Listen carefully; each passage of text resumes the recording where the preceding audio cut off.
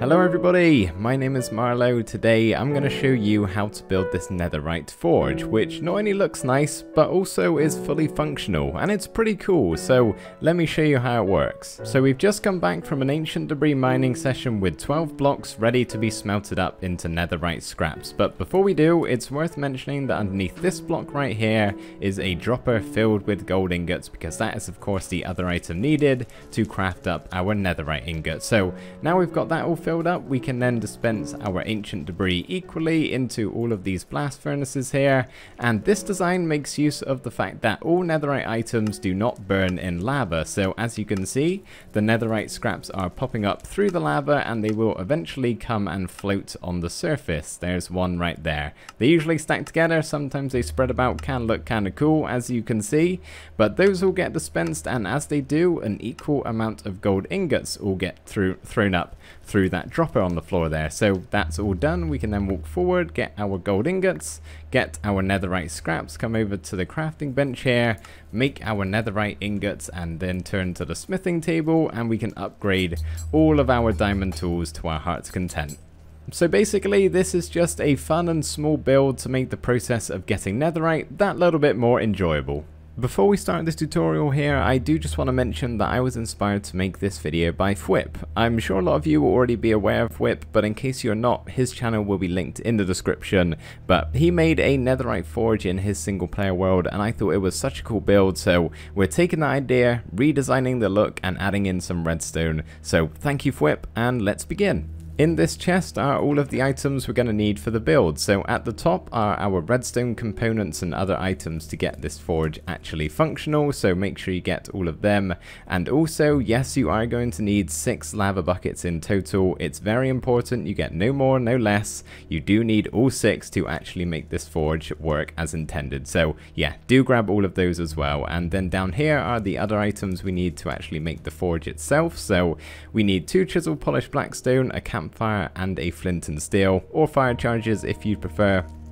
But these blackstone bricks over here are just the total number of blocks actually needed to construct the forge. Now, if we just take a look at it, you can see I've added in some texture using the regular blackstone, the polished blackstone bricks, and some gilded blackstone.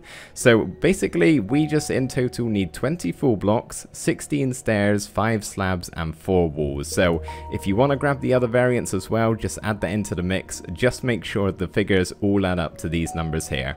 Hopefully that makes sense. For this tutorial, I'm trialing out the night vision potion effect, which makes the nether here look very bright and vibrant as opposed to its normal dark and gloomy atmosphere. So if you guys could just let me know whether you prefer it with the night vision or without the night vision, that would be much appreciated. My only issue with it here is that I feel like it takes away a little bit from the shaders, but I suppose you guys can see better, which is the main thing. Anyway, so the first thing we have to do is actually figure out where we want our blast furnaces to go. So mine are going to go along here, but don't place them just yet. We instead want to take out these 4 blocks in this shape right here, and then 2 more in the center.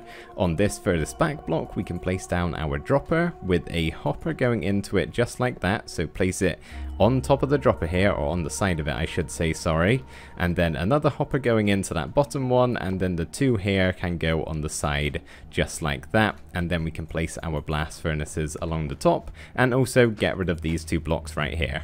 Now, just past this dropper, we can take out this 3x3 area of blocks and then go down by another layer again. And coming out from this dropper here, we want to have a redstone comparator and then a V shape of blocks just like that. Can be any blocks as long as they are a full block. So even netherrack is absolutely fine. Although I maybe would recommend putting your redstone on a different block type, just so you know there's actually redstone above if you happen to be digging around the area. But in this space here, in between all of these blocks, we can have a redstone dust, and over on the left hand side we want ourselves a repeater and a redstone, and on the right hand side we want a redstone and a repeater, which basically makes this dropper always active whenever there are items inside. So if I just place a stack of netherrack in, you can see that it's constantly shooting all of the items out. Facing our blast furnaces here, we want to come 1 block away and in the center dig down 2 blocks and place a dropper, and then we just want to go out 2 more blocks, digging down 2 again,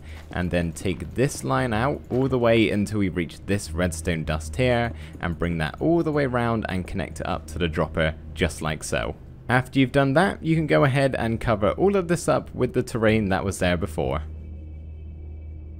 I have mistakenly filled in the blocks around here behind our blast furnaces, so we can go ahead and get rid of them once again, and then we can place down a line of blackstone going all the way around, kind of enclosing in the lava that we're about to place down now. So we're going to have 1, 2, 3 at the bottom, and apologies for the very bright lava, that is shaders and bright textures like that for you, and then we're going to have 3 more at the top here for 6 in total. So they have to be solid lava sources on all 6 blocks. Otherwise, the netherite scraps, when they're done smelting, will not float up to the surface. So that, everybody, is the functionality part of this forge all done. We're now ready to actually start constructing the forge itself. Now, for simplicity's sakes of this tutorial, I'm just going to build it out of the polished blackstone bricks, and we'll add in the other variants afterwards. So follow along with me here. The first thing we want to do is, beside our blast furnaces here, place 1, 2 full blocks on either side, and then we can have a stair facing outwards on top of those, 2 upside down stairs and another full block on top of them, another stair on top, and then we'll leave it like that for now, and we can swing round to the back and basically do the same thing. So we've already got a full block here, we'll have another one on top, stair, upside down stair, full block, and then a stair again. So we're left with this at the moment. At the front of our forge here, we can have 2 walls either side just like that with a slab on top, and then we want to have 2 upside down stairs next to the stairs that we already have placed down, and as you can see, they curve round a little bit. That is good, that's what we want. And then on top of those, we want 2 more stairs facing outwards yet again with an upside down stair in the middle, and then 1 more on top, bringing all of these 4 together to a nice point. Round the back of the build here, we can have our 2 chiseled polished blackstone on those 2 blocks right there, 2 stairs facing outwards on either side of it just like so, 2 full blocks here either side, and then a slab on top of those. And the finishing touch on this very top block is to have our campfire, and if we just go underneath here, we can place a slab just so we can't see it and we only get the smoke particles. And that right there, everybody, is the main structure of the forge all done. What we can do now is fall into the lava. No, what we can actually do now is think about adding in some of our texture.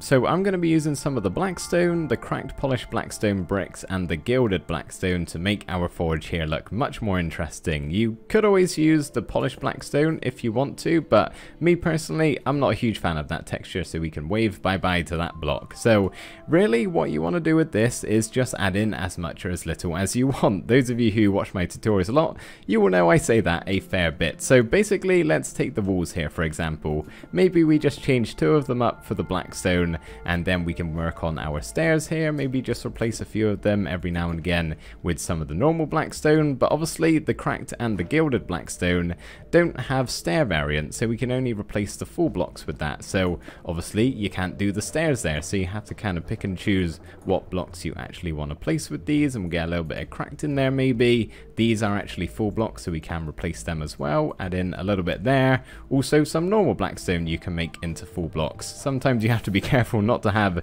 a giant lava spillage just like I did there, but yeah, just add in as much or as little as you want. There we go. Does that not look 10 times better with all of that texture added in, especially with that gilded blackstone block? What a beautiful texture that is. But the final touches to add in here is obviously our crafting bench and smithing table either side, so we can craft up our netherite ingots and then upgrade our gear over here. But the very final thing, which you don't really need to do, I just think it's a nice little touch, is if we just get those blocks here and dig down by 2, we can actually light a fire here and just go ahead and fill all of those in like that. And then if I turn my particles on, you can see we get a little bit of the smoke coming up, as well as the night vision particle effects, which are very annoying. But yeah, that's just a very tiny detail you can add in if you would like. And of course, you could always make this in another build entirely, maybe in a smithy as the blacksmith's forge, or even like I've done here in my survival base, which I will be building up in episode 23 of the survival series, which comes out on Wednesday. So I hope you guys are looking forward to that one. But yeah, as you can see here, I built it up just against the wall, made a few minor modifications, but it all works just the same. So that, everybody, is the build all done. I really hope you guys did enjoy this little video. It's a bit different to what I usually do, so I had a ton of fun making it, but thank you guys ever so much for watching. I really hope you did enjoy, and I will see you next time. Bye for now.